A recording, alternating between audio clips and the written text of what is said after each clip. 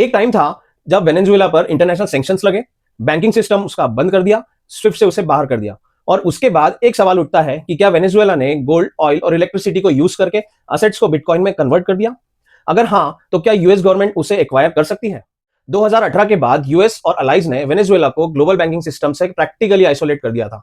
No SWIFT, no easy dollar payments. लेकिन oil बेचना बंद नहीं हुआ, सिर्फ पेमेंट्स का तरीका बदल गया।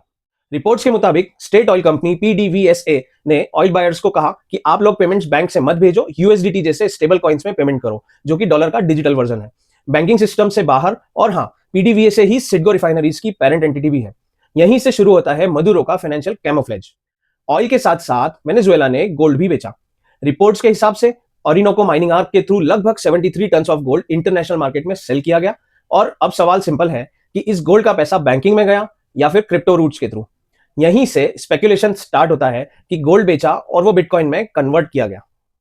अब आता है इलेक्ट्रिसिटी और माइनिंग का एंगल। वेनेजुएला के पास एक मैसिव एडवांटेज था, गुरी डैम। यहां पर चीप हाइड्रो पावर और एक्सेस इलेक्ट्रिसिटी मिली, जो माइनिंग के लिए एक प्लस पॉइंट बनी। रिपोर्ट्स के मुताबिक प्राइवेट माइनर्स से कुछ रिग्स सीज हुए और कुछ माइनिंग ऑपरेशंस स्टेट कंट्रोल में चली। हाँ, माइनिंग जरूर हुई, पर एक हार्ड क्वेश्चन है कि पावर आउटेजेस, अनस्टेबल ग्रिड और इकोनॉमिक कोलैप्स के बीच क्या इतनी माइनिंग पॉसिबल थी कि लाखों बिटकॉइंस क्वाइटली माइन हो जाए? Most of the analyst says not sure about it. तो फिर 6 लाख बिटकॉइन का नंबर आया कहां से?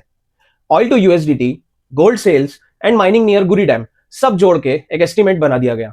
आज के आईएनआर रेट से एक बिटकॉइन की वैल्यू है लगभग 81,52,000 रुपए। तो अगर टोटल वैल्यू इंडियन रुपीज में कैलकुलेट करें तो 6 लाख बिटकॉइंस की वैल्यू होगी अराउंड 48.9 लाख करोड़ रुपीज। पर प्रॉब्लम यह है कि एस्टिमेट कभी प्रूफ नहीं होते। बिटकॉइन ब्लॉकचेन पर होता है और यहां confirm on chain proof missing है।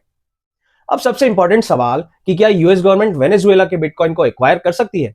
अगर बिटकॉइन किसी एक्सचेंज पर है या किसी कस्टोडियन के पास है या फिर किसी फॉरेन इंटरमीडियरी के थ्रू होल्ड हो रहा है, तो फ्रीज हो सकता है, सीज हो सकता है, एक्वायर हो सकता है, सब पॉसिबल है। लेकिन अगर बिटकॉइन कोल्ड वॉलेट में है और प्राइवेट कीज मदुरो रिजीम के कंट्रोल में ही है और कोई थर्ड पार्टी इन्वॉल्व नहीं है, तो यूएस चाह के भी उसे टच नहीं कर सकता। इसीलिए क्रिप्टो वर्ल्ड का एक ब्रूटल रूल है, not your keys, not your crypto.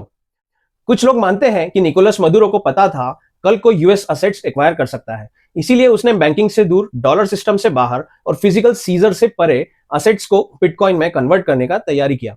ये कंफर्म फैक्ट नहीं है, पर जियोपॉलिटिक्स में इसे कहते हैं फाइनेंशियल कैमोफ्लेज। गोल्ड सीज हो सकता है, ऑयल टैंकर्स को रोका जा सकता है, बैंक अकाउंट्स फ्रीज हो सकते हैं, बट बिटकॉइन सिर्फ तब जब तक कीज किसी और के पास हो। आपको क्या लगता है कि क्या वेनेजुएला के पास इतने बिटकॉइंस हो सकते हैं? कमेंट करके जरूर बताना।